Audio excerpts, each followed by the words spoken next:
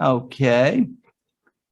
Has to do with establishing the end of the period, the 15th century, the Wars of the Roses, so that we can greet the Tudors by the time for our class to end.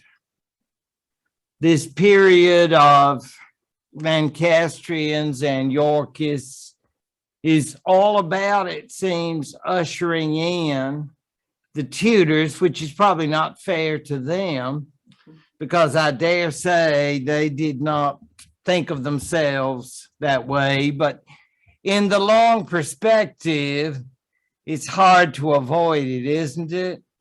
Because for those of us who like literature and read William Shakespeare, who was writing in Tudor times, I'm sure that was in his own mind, because undoubtedly he was being paid by Tudors, and they were looking at all of this that we are talking about today as a prologue to the good times, or better times, I should say, of his day.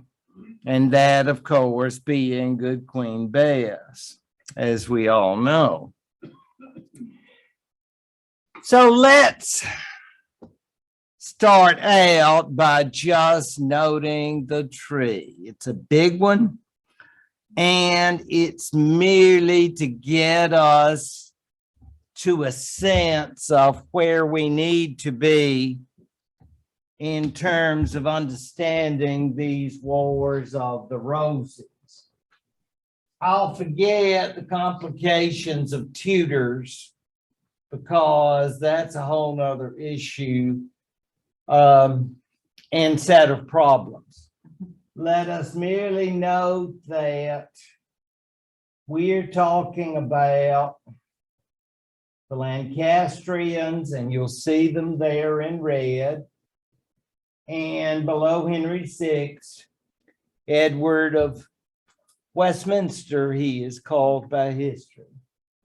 Then, of course, the Yorkists, and you will see Edward IV, and the one that Frank had the class on, Richard III, younger brother, and you will see his successor, or the successor of his father, Edward V. So that's about it as far as the red people, that is, people who were actually king. A lot of other were tryouts, shall we say, who didn't make the cut, so to speak. And we are going to involve a lot of them as we go on, and perhaps have the opportunity to bring a little other history, because there is another queen I want to share with you, because you could probably already tell that I couldn't get enough of this one.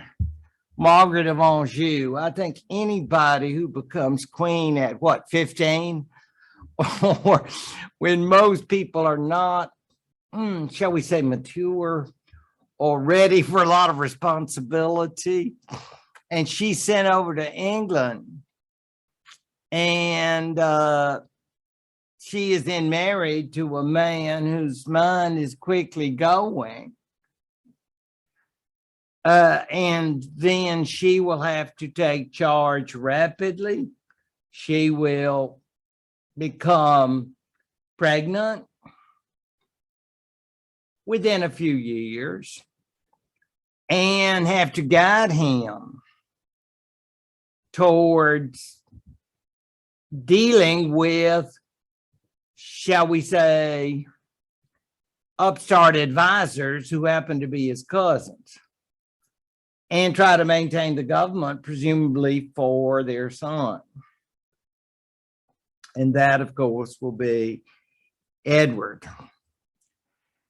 It is a tough job and would show you the idea of these great medieval women who can't so much have the power themselves as get it for their sons and maintain it for them. It's an interesting issue. 1453 is the big year here. That is to say, the year that the English lost their last territory in the South. One author says, and again, this is something that when you lose territory, who's going to say, well, gosh, you know, it's great while we had it, but, you know, it's time for us to move on. A lot of great opportunities in North America and India, and we're really excited about the challenges. I mean, nobody says that. It's always in some history book, though. So, yeah, easy to say. It's called perspective, right? So we just don't have it then. And I suspect poor Henry VI, who was now, I guess, in the care of his wife and attendants, bared the brunt of it, because while they didn't have polls back then, you know, rate my king or anything like that, I do think there was always that element of how do people feel about you. And it's difficult to imagine that Henry VI in this state could have exerted a lot of influence except through his wife. Because believe me, there was the other side. And that, of course, brings up the question of the Wars of the Roses. Like I told you last time, the Roses are developed first by Shakespeare and then taken to a higher level by Sir Walter Scott in the romanticization of this particular period. We know, of course, that war is war. We don't have to go to the television and see all the mess that's going on now to be aware of that. But the Wars of the Roses, which went off on and off during the second half of the 15th century until its end in the 1480s, is kind of unique in the way that this is really an upper class business. Yes, it has to do with who's going to be king, but it also has to do who are going to be the great noble families. If you are regular folks, and there are a lot of others, that is peasants or burghers and all that, and a lot of us can check the boxes, then the Wars of the Roses that's none of our business. That's what these folks do. Now, I'm saying I'm one of the big shots. If I'm one of them, do I get to have a big army? Yes, I've got a wonderful army. Do I expect that insurance companies are going to write me a policy for life insurance? No. And I don't even, and I've got a real positive medical report. But the chances for one of these fellows in the, these people are wiping each other out. It's absolutely amazing. So what we have at the end of the day in terms of the Wars of the Roses is the amazing eradication of most of the males in the ruling class. And that's the truth. Now, did the troops die out too? Shoot, yeah. But they were not citizen forces. I don't want you to think everybody, yeah, this is our side. We're really excited. I see these people as basically fighting for a prize, a term that some of you may well know from your own studies, is, I think it's kind of crude, it's bastard feudalism. It's like an offshoot of feudalism, meaning that it's not genuine feudalism in the Germanic sense, but it would mean that people would fight for a price. I'll be one of your vassals, so to speak, but our relationship, quote unquote, is based on you give me, I guess, a check or some sort of nice remembrance during the campaigns, because I have bills and I need cocktails and I go to parties. I have a friend girl. It's all of that. Bastard feudalism. So these forces would be fighting each other on behalf of these great families. And this goes back for a long time. Remember John of Gaunt, y'all? Oh, he was a biggie in that because, I mean, I may not be king, but you better just remember who I am. So when folks say that, if you're somebody like that, do you know who I am? You know that sort of thing. And that's the idea, not king. And, there's got to be a lot of frustration. You're not king, but I'm so close. And so I feel the need to exert myself. And then somebody won't like it and say, I'm as good as you are. Yeah. How big is your army? This is the way it is. So, how did this happen? The struggle, and as you see by the lovely roses, we can all make this an FTD kind of thing and say, yeah, it's just so pretty and nice. And you can really get the wrong impression. But in fact, we know that from our own experience or from just a reality check that wars are rarely pretty. And this one has a lot of interesting battles and a lot of death. But the idea of the roses is simply that they represent these great families. And from that, we can go to other great families who are in and out of, in and out of relationships with the Lancastrians and the Yorkists. And you say, oh, you mean they change? Oh, yeah. I mean, it's like, you were great for a while there, but I've moved on. Yeah. So we understand that will be true in this case. In the particular instance that we are concerned with a Lancastrian king who is, for all intents and purposes, mentally indisposed. His chief protector may be his wife, his young wife, and she's still young. She'll make it to 52, but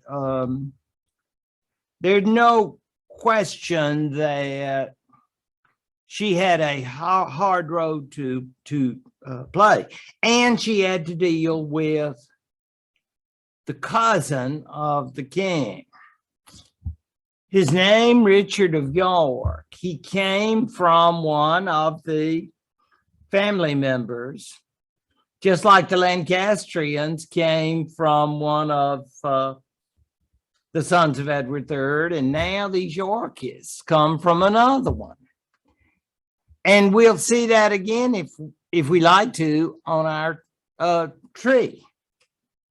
That's why trees are so wonderful, folks. You don't need to go to get a forestry degree to know that. These trees, you just, that's your Wikipedia. Yeah, with all of its limbs. And this Yorkist limb, you'll say Richard, and Richard, Duke of York, will be the sort who will more or less say, I'm not doing this for me. I'm doing it for the royal government. I just love England. You know, you say, right. People will lie. Let me tell you. These people who follow the Yorkists then have plans. And I think it's fair to say that Margaret of Anjou, after her pregnancy and having that son, has one goal. It's not so much about the husband, except, sorry about him, but I've got a son and he wants to be, I want him to be king. I'm Big Mama and he's going to be king. And she can see how this guy, Cousin Richard, is kind of asking a few too many questions, sort of saying, oh, don't worry about that, Margaret. I'll handle that for you. What should a good cousin do? And you know, you say, I smell a rat. Well, you should. They understood that. In brief, the warfare between the two began in the 1460s, the very earliest battle. And the Duke of York would die in that battle. That's how quickly it all began. Do you remember the year 1453? I know you won't forget that year. Gosh, the fall of Bordeaux, the fall of Constantinople. And now, with a brief mathematical, +8 equals 1461, you say, it all goes so fast. And now we have an 8-year-old son. He's a big old boy, just coming along and learning his ABCs and all kinds of things. Mama, why is Uncle Richie acting like that? Because he's bad. No Thanksgiving meal for you. The idea is, I'm sure they had all split apart in those 8 years. And so now he is going to try to take power. 1461, he's killed, and his eldest son will gain the position of successor, and he will assume the title Edward IV. By what right? It's hard to say, except we've usurped before, so we can usurp again. You say, but we're not supposed to usurp. Hey, I'm sorry. After Richard II, remember him who went on that bench diet? Yep. After that, it's open season for usurpations. I mean, we had the Lancastrians, and then, I mean, you can't say nobody can touch me. I'm next. You know, God, me. I mean, you can't. Nobody's gonna bind that. So I just want you to understand this whole Yorkist faction started by Edward IV, who is a fascinating figure, I must say. And he actually probably looked that good, or even better. He was very striking, all the chronicles would say. He will die, they say, of a terrible disease that I hope none of us have. Dissipation. Yeah, He stayed out too late when most of us go home and study and think about our prayers and the good book. He was out with, say, yeah, I'll have another keg or whatever. Use people. So you say, well, that leads to a lot of health issues. Yes, and that's why he died at the age of 40, but they were very productive years before he died. So that isn't to say anybody wants to go at 40, but I'm just saying that as English king, the first Yorkist, he gets a lot of what we call his historiographical praise. You go to an English history conference and they will talk about, what can we say about the Yorkists? And then everybody will bring up Big Bad Richard III and then say, but his older brother was one of the great builders of the royal administration and he had effective leadership. But I'm just telling you, he died in what I would think was a very young age, but he became king when he was very young too. And we will talk about his choice of spouse, because that's always an important issue, believe me, as was Margaret of Anjou. Because when Edward takes over, and he will, because the forces of Margaret will be defeated. And you say, the forces of Margaret, what is she, another Joan of Arc? Oh, I think not. Margaret will just send them out there and says, go guys, give them a good talking to, pep rally, whatever, military pep rally.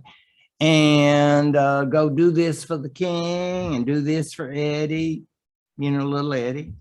And let's go get him.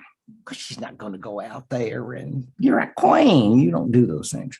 But the idea is that when they lose the battle, she will take her son and they will go to France and basically make plans for a return trip home.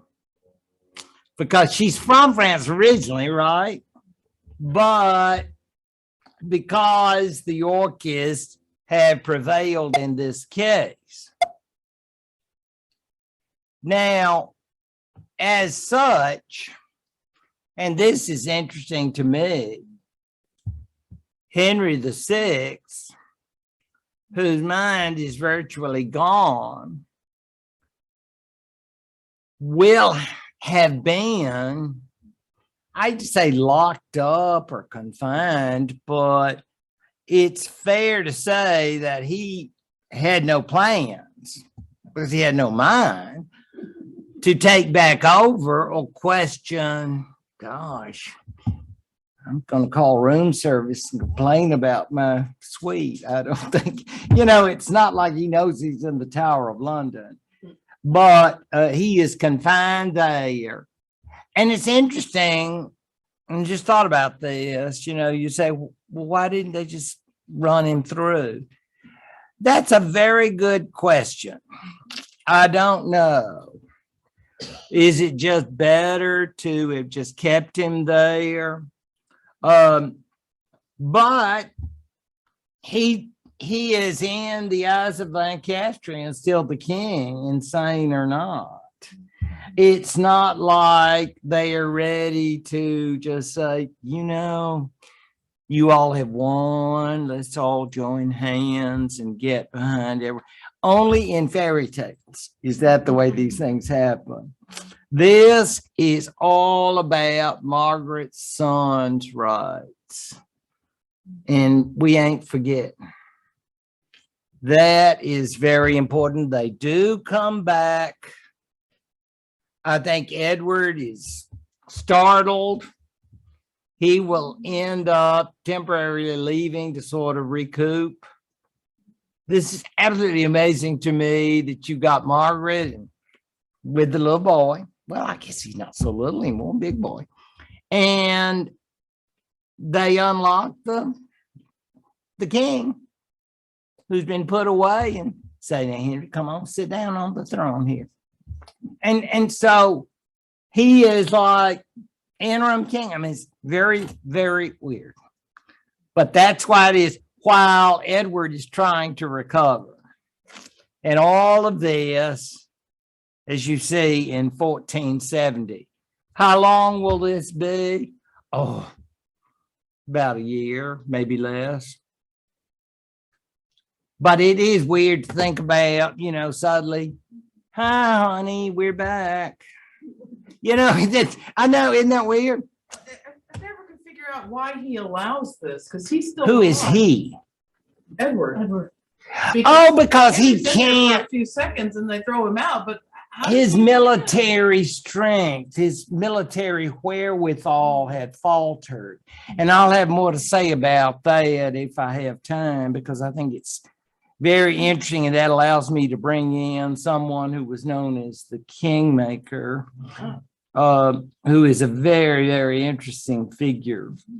But as we move on, the regrouping took place. I know it's wild, isn't it, Jenny? You can just see the Edward IV Fleet. I mean, it's like they knew this was going to happen. And you think about, are you more concerned about why did Margaret come back or why did Edward leave? No, I can't. Or both. I would think he'd be there fighting, and yet they all go to France. They go to, but again, it's all regrouping. Yeah. It's all getting ready. We've had one bout, and now I go into my corner and I get, you know, I won't do the whole boxing thing, but you get the, yeah, but you get the idea. Next round, take this, Meg. Yeah, because I'm gonna get you good. Yeah, that's the idea, I think. So, 1471, we're back. And the end of our boy. Henry, I know, it's just really sad. But I was reading in one source that, and he's a big boy now. I mean, he's what we would call, he's probably ready for school, 18, 19. He'd already married. And we'll talk about the bride shortly. I mean, I don't think it's consummated, but he definitely was interested in chopping heads off, because I imagine that had gone on a lot. I don't think it was just necessarily morbid. I just think it was part of the culture, particularly because Mama's leading things, you know, Big Mama. I mean, if your mother was Margaret of Anjou, I imagine you would think about, I think he was brought up in that tradition. He got back, and I'm sure by that age, he was now under her supervision, leading the Lancastrian forces. So they come back, and they are there, and after some rather terrible battles, very bloody battles, the Yorkists will prevail. Henry VI, that is put back into the Tower, as to be expected, and poor teenage Edward will be executed. He just can't. His mother is still there at that point as a prisoner of the Yorkists, but her time is done, as you can imagine. Ultimately, you may be interested, and I hate to be melodramatic, would you say broken woman? she will be shipped back to France and live on the charity of the Valois family. A lot of them, you know, Jenny, personally. Oh, yeah. And I'm thinking this is the way it is when you're royalty, and then you have these people, because obviously she can't say, well, you know, I was Queen of England, so, you know, get over that. You're here as a sort of poor country cousin now. So without a son or husband anymore, she will remain there as a member of the court. And as I think I've already said, at the relative young age of 52, but no longer obviously playing a role in English history, because her role, of course, is all about the son and his future, which, of course, is no more. It's very odd when you think about Henry VI and what's going to happen to him, because, of course, the figure of Margaret of Anjou, as we always see in these HBO or Showtime series about the Wars of the Roses, because they've made a lot of them over the years. I think this one, I don't know where I found this photograph, but it came in one of the ones. I think it probably had the name Roses, something about roses, but I'm not interested. Just thought it was an interesting depiction of the idea of the warrior queen. And it would be interesting to know if that particular actress became any big star. I have no idea if these people on these series, they make so much money that they can just live on their savings, maybe get interest checks. They maybe not, but anyway, she definitely seemed to have the characteristics of, you know, relatively young and tough, and remembering that she had been over there for all of that time from her teenage years and had developed with a husband who had inherited, remember, his maternal grandfather's mental illness, and would become increasingly incapacitated. So I've always thought Margaret of Anjou was a particularly interesting character, because on the one hand, she can't hope to get the power for herself, but through her, someone else can. And of course, once that figure is executed, then her role is really finished. And then there is the overindulgent one. What shall we call it? Dissipation, overindulgence. There's so many things that would have been condemned by what I'll call the EMA, the English Medical Association. And I would say, you need to slow down, Your Majesty, you know, that kind of thing. I don't know, if I were a physician and I had the king as a patient, I don't know if I would say, now let's slow down on the brew. Maybe a little too much wine. You know, I mean, the king is the king, and the king can get unpleasant. He has anger management issues, particularly if he's had too many cocktails. So all that is to say that the king had a will of his own. And whether he was responsible for it, talking about Edward IV now, or whether it was because he had such a wonderful array of advisors administrators, and they are important too. We never forget them. When we study history, we always think about these people. In my own field, we always talk about the people called seneschals and baillis, and I used to study them because they were sort of middle class people, and maybe they could hope that they could be shifted around to different areas, and maybe you're not allowed to be giving anything to your kids because that would be called nepotism.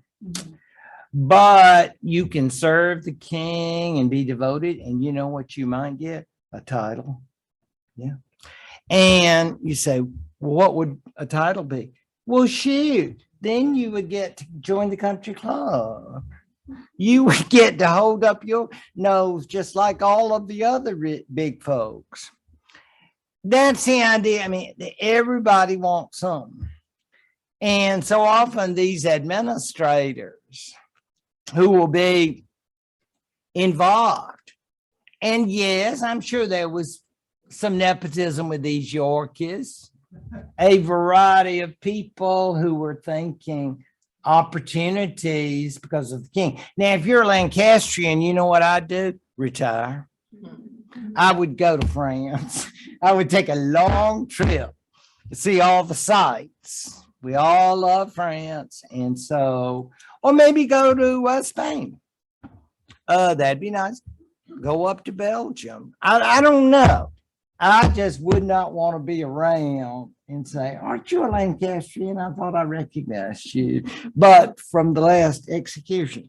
But the idea is that there was talk about an Anglo-French marital alliance for Edward IV. I don't want you to think he was lonely. If you're worried about, but the poor king, did he have no love life? Oh, he had plenty of love, lots of love, but maybe too much. But that is not the same thing as being married, as you married folks know. Marriage is serious, capital S. And so that was the idea. All of these, the kingmaker, people around him were saying, yeah, we'll marry him off to a French princess. And then there will be all kinds of connections. And then that will affect my family. And then the king suddenly announced, oops, I forgot to tell you. I've fallen in love and I got married myself. It'd be just like your own offspring coming home and saying, we just got back from Reno and made it official. Well, where is it they go? Vegas? I don't know, but it's somewhere unsavory. And the idea is he married this woman, Elizabeth Woodville, another one of my favorite females, mover and shaker. She was already a widow. She knew how to get them and keep them if they don't get themselves killed. She'd been married to a Lancastrian nobleman. And, you know, those stages of grief, she'd obviously gotten through those stages and moved on and ended up marrying Edward to become Queen of England. It is fantastic. And she is not only the Queen of England, she is the Queen of Nepotists because she's always one of these, oh, baby, I love you so much. You know, and you think, oh, that's just so nice. But sweetheart, in other terms of endearment, I'm sure, I've got some uncles, I've got some cousins. Yes, the big N, it's there. The nepotism is there. And he's like putty in her hands. Yes, dear, whatever you think would be good, hon. I mean, How did that Elizabeth Woodville have such power over him? It is amazing. And believe me, I'm not the first person to be shocked. People were, shall we say, irritated, irked. There are a lot of other words I could use. But she was not going out for most popular queen. Because people, jealousy, resentment, power, and all of these Woodvilles were coming out of the woodwork. Cousin Liz, I need a job too. Oh, and you've been such a wonderful cousin. We love you dearly. And then we'll find you an administrative post. I was just telling Eddie about you. It's like amazing, isn't it? I mean, because that is the way it worked. And it ended up that this would cause a lot of problems for King Edward IV in terms of his relationships, in terms of the man they called the Kingmaker, who had been one of the great nobles responsible for Edward IV and the Yorkists taking over. Because now the Woodvilles are riding high and they say, well, what about my family? What about me? And he's going like, I'm sorry. Love makes you do foolish things, But without singing, I think you can get the point on that one. So that is very true. The idea of the family, Edward IV, and of course, we all recognize him. We saw an earlier version of him, a much earlier version of him. Oh, God, I think I showed it to you when we were talking about Richard II. And in this case, he was playing the role of Richard III in a movie, which I think came out in the 90s. And it was a strange film. Very strange because the producer decided to make this version of Richard III into a 1930s epic. And you say, what? I'm sorry, I thought that looked like a weird uniform. Well, that was the idea, though, was to try to make Richard III into some sort of fascist dictator. And then you have the buildings. Oh, and it was an all-star cast. I think, what's her name? Stevens, who plays the lady in, anyway, she's a dame of the British Empire now. Maggie Smith? Yeah. She was in it playing his mother, and all kinds of interesting people were in this version of Richard III. So I just thought, when you look at it and you say, well, I don't think they were doing camels back then. And you're right. But I think just making it all very 1930s, they would do no filters. Oh, yeah, I know. Believe me, if you go back and read the reviews, thank you. Yeah, Sir Ian McClellan. I think he's still living. Is he still living? What's that? Oh my gosh. Well, I mean, oh yeah, as I say, it is really an all-star cast. I just thought this portrayal was very interesting. And the idea in this particular case has to do with the fact that Edward IV died at age 40, young. He had had this very, very involved, shall we say, wife, along with the brother. to whom he was very attached. I wouldn't say that there was anything except great affection between them. I'm not aware of any issues they had during Edward IV's, as far as I am aware, which is to say, if there were issues, they were not made public. But what I do know is that Edward IV dealt with the brothers like this one by making them his chief advisors. I mean, what are you going to do? Because by Elizabeth Woodville, he had Edward IV, they had 2 sons. So you can't say, well, you know, I would love for you to be king after me, but I'm going to be real old. You know, he's just going to be 40. But I'm going to be king for ages, and we'll see what happens then. But you can't say that because you've got 2 sons. He had given Richard III great authority. He had been commander of Richard's forces in the north of England. And Richard, according to what I have read, performed those functions quite well. Not at all like the figure, the evil one or the Il Duce or anything of that sort.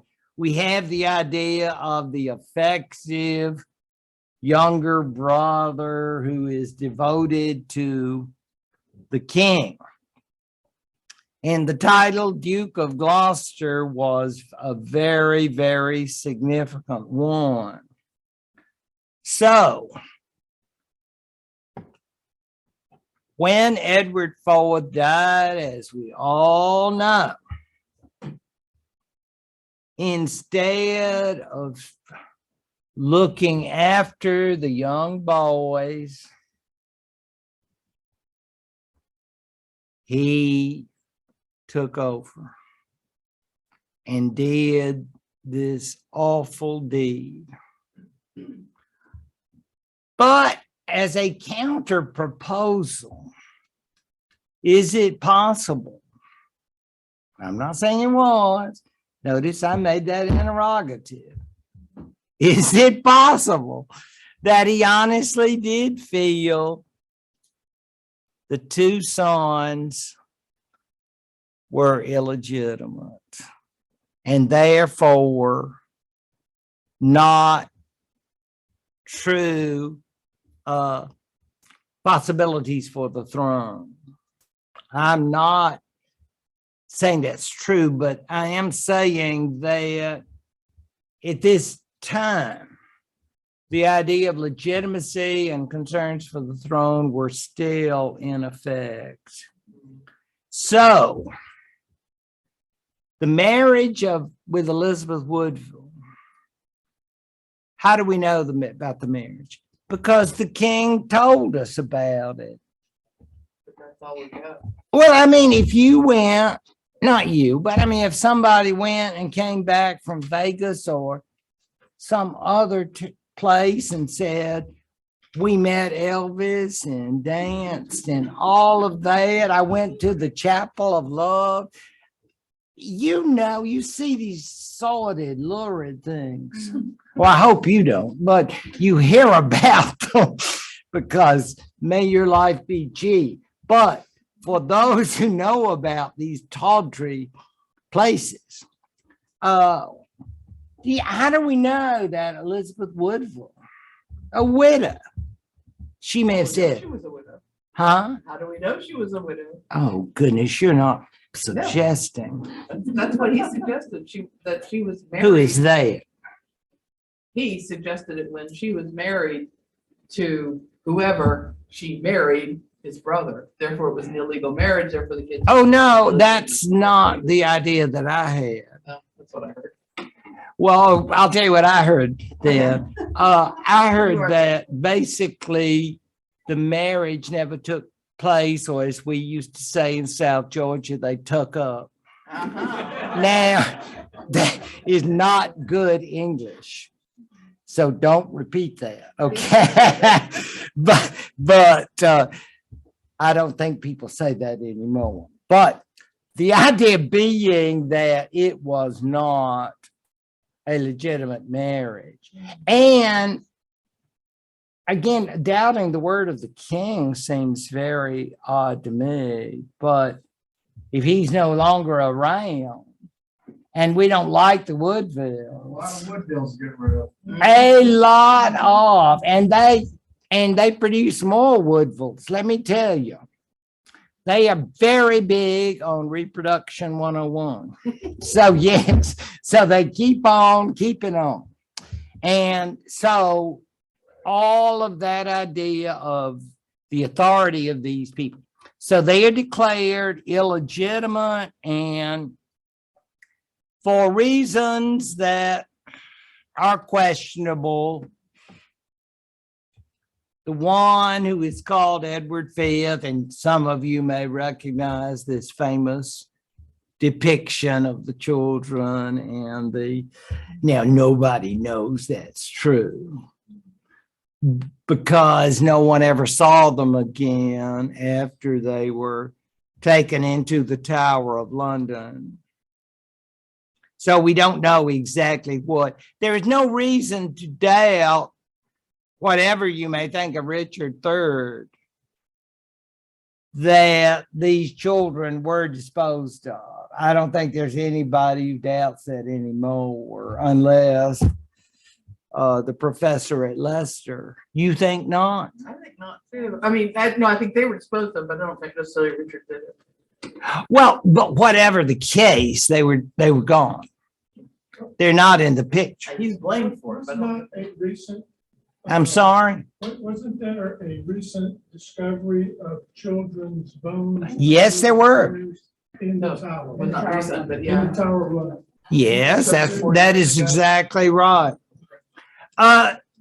Again, to get into the issue, that can be complicated about were they those children or were they some of them? Yeah, I mean, because children died. DNA not too long ago. Like 10 Oh, years. yeah, we're going to get into that too in a And moment. they think they buried them in Westminster.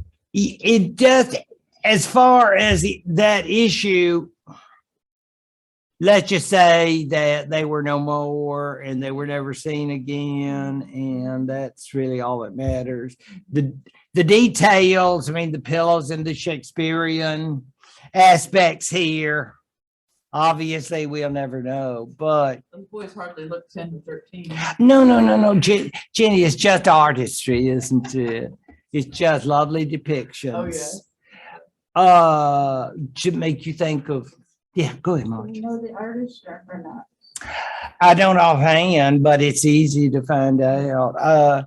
But again, you couldn't do better than that. I think I may have another portrayal of that, but again, artistic freedom, because you say age, because they were not necessarily that age. Now, had they come willingly with their uncle, and why did their mother allow them to come? Well, I think those are some interesting questions to ask oneself, because as far as we know, he could not have just snatched them up and carried them there. He was named The guardian. by his brother. I thought he was named to protect the boy. He did, but I'm just saying that as far as being, shall we say, in control of the children, because their mother had authority over them, and she had agreed that they go with him, which can be troubling if we think of that. In any event, again, these portrayals are not necessarily, that's a very different portrayal from Sir Ian's version, isn't it? No lucky strikes for him. So it's just, as usual, artistry of a certain period, and becoming king as he did.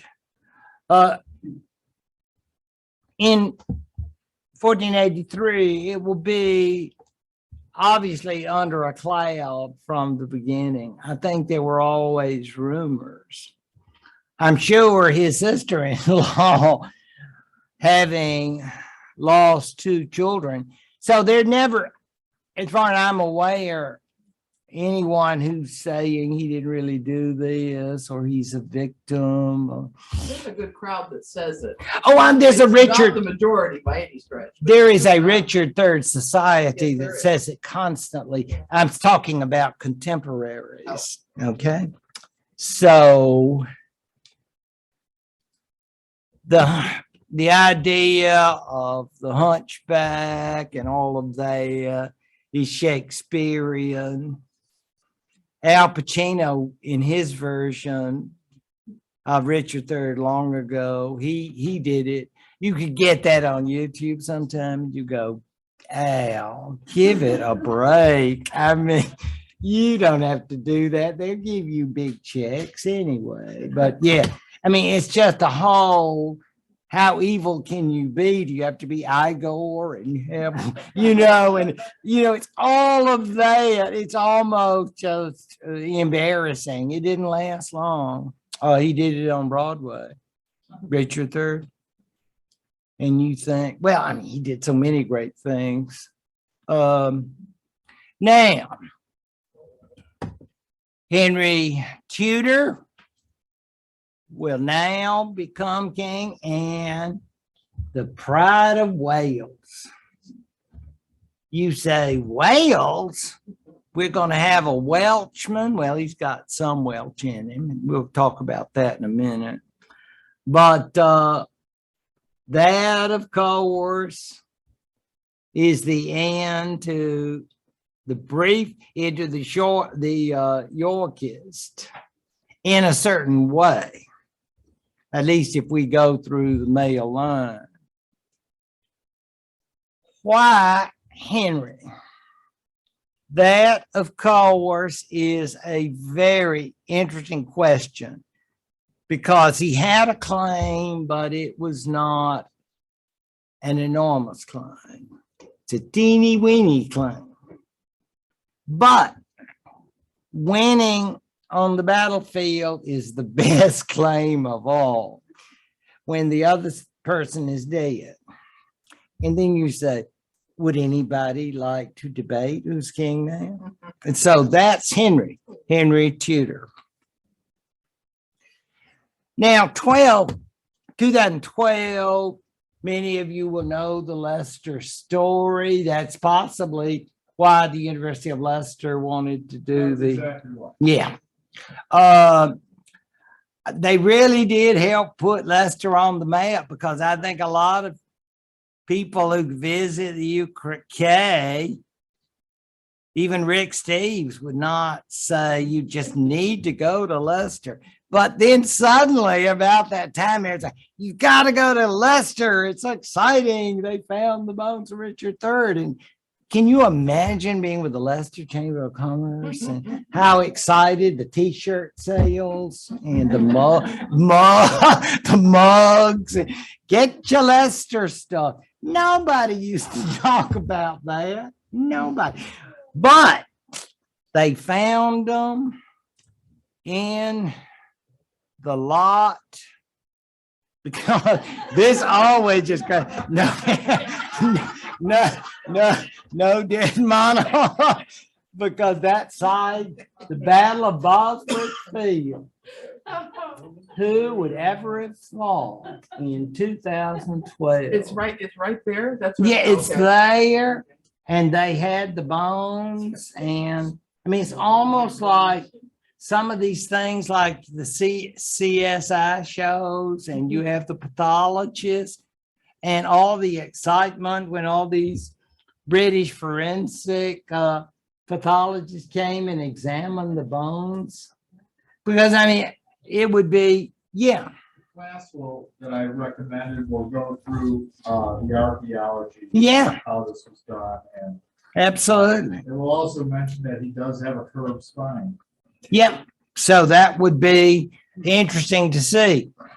The ceremony was done in an Anglican cathedral, which I find highly ironic, considering the Catholic faith, but considering England. that he was the killer of his nephews, I'm thinking burying him in any kind of church was a nice touch. In any event, in his day, Leicester Cathedral was Catholic. So maybe they just said, let's just pretend it was back in the 15th century. But it was an Anglican service, and I just find that to be terribly funny because while we're going to talk about the Church of England next term, it is not, I suspect, what the Yorkists would have recommended had they been asked for their choice. But Leicester Cathedral is not a Catholic, Roman Catholic church. But anyway, that's very beautiful when they did that, and you'll notice 2000. Comment about buried in the Church of the Grey Friars. I think that might be interesting. A big one. Comment about the fact that the church he was originally buried in was the Grey Friars. Oh, you mean where they presumed he Yeah, where they was? found Mhm. But then they decided 2 years later. Would you want to say something about him. No, I that? thought maybe you would mention. No, I would just let me just finish this, if I may. Because I want to explain a bit about Henry Tudor and how he was able to use his claims. First of all, Henry was not from a great family. He was from a family that you might consider to be coming up. They're doing well. But he was related to the Lancastrians, as we're going to see. However, people who have lost sons, as Elizabeth Woodville, do not get over it and move on. And so the idea that she would just sit back and let Richard rule could never be true. So she was very interested, the Woodvilles, in supporting this man. I'm sure he didn't look like that at the time. I think we get him there as a mid-life king who is avaricious, money grubbing, and not a pleasant person. But hey, that's life. He did enjoy support from the family of those boys, believe you me. Young men. Okay, would that be better? All of this is to note that after he won that battle, he said, you know, I'm single. I'd love to get married. I know. You say orange blossoms, and where's that gonna come? Yes, those two boys had a sister. And you're thinking, oh, Hank, could it be the two of us? Let's not make this Hallmark. It's not like that. This is pretty political because she was the daughter of Elizabeth Woodville and Edward Falworth. In Shakespeare's play, Richard III, you will see the two of them coming out as like combining the red and the white roses. Because the idea is he had a bit of a Lancastrian claim by marrying her. He's got the Yorkist claim. So you're thinking about, what would you say at the reception, or what would you say at all the parties? You'd say, oh, just think about what great children we're going to have. They'll, I know. They're going to be both Lancastrian and Yorkist. Maybe I shouldn't be thinking about that at such a special time of love. But that seems to me, from what I know about Henry VII, to be very significant in his mind, because he will eliminate, shall we say politely, other competitors to the throne.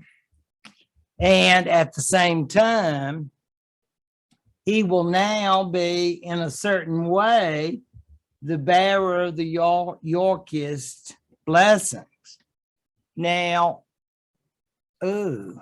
one more tree before I just can't stop without another tree, because I want you to see where Henry VII. Now I'm going to say again, he won the battle. So when you got a dead Richard III, people are not going to say, gee, I don't know about your claims. I mean, the guy's dead, so now I'm king. You got a problem with that? No problem. So, but notice what his claims are. If you can go, or will go, all the way up here to Henry VII, you will see the Beauforts. You say, but they were illegitimate. You say, but don't you say that to me. But you see where they come in terms of Henry VII. Because Margaret Beaufort, and then you say, look at the other end. You remember the wife of Henry V? How could you forget her? The mother of Henry VI, she was French. And you say, well, that was so sad. Yeah, but you have to move on. And so she remarried. She married a Frenchman. And they were the grandparents of Henry VII. That is to say, the wife, the widow of Henry V, married a Tudor, and then they would have the father of Henry Tudor. It is weak, folks. So it's not like everybody's going, oh, yeah, that's wonderful. That's just a real direct line. No, it's not.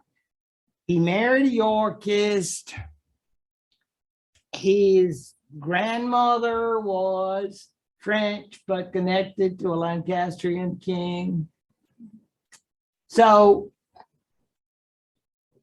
when you are in charge, nobody's going to say, well, let's look over that family tree again. I don't think so. But if you're feeling insecure, maybe you need to shake a saber once in a while and say, you know, I am king. You got a problem with that? Because that will happen. It's not only under Henry VII, but under his son, Henry VIII, because you say, Henry VIII, yeah, there'll be some insecurity, Jenny.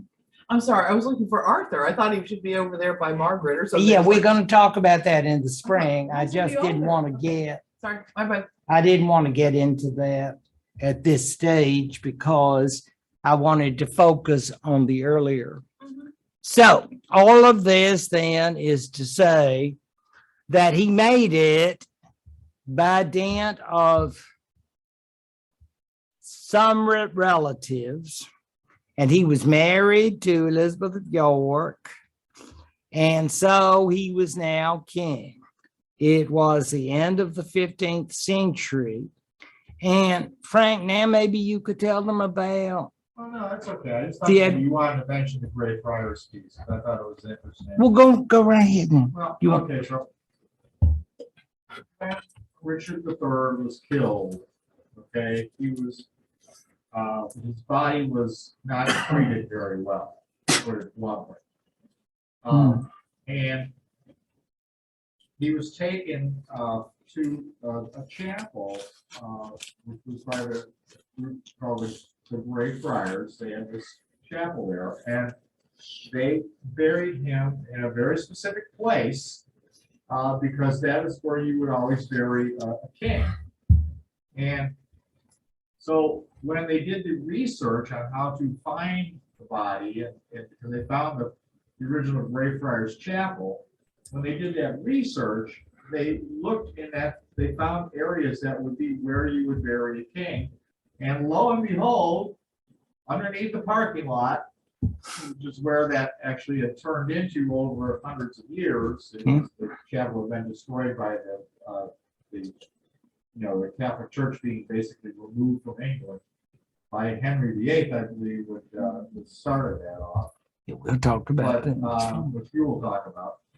But anyway, when this Grey Friars church was destroyed, it had literally been paved over eventually as a parking lot. But by taking the structure of that building and how they knew where people had been, particularly of royal blood, were normally placed in these types of establishments, that's how they found his body. It's amazing, isn't It's an amazing story, really, really. it? It is. I'd recommend that Yeah, the class film is you really some quite- the class. I mean, They're gonna go through a lot of stuff like that. One thing I neglected to mention on the class is there also are recipes to make medieval food, Oh, cool. which I did not make. Why not? It didn't seem like anything I really wanted to eat, could we have some mead then? but it actually wasn't bad. I mean, it was like meat pies and stuff. Ugh. Nope.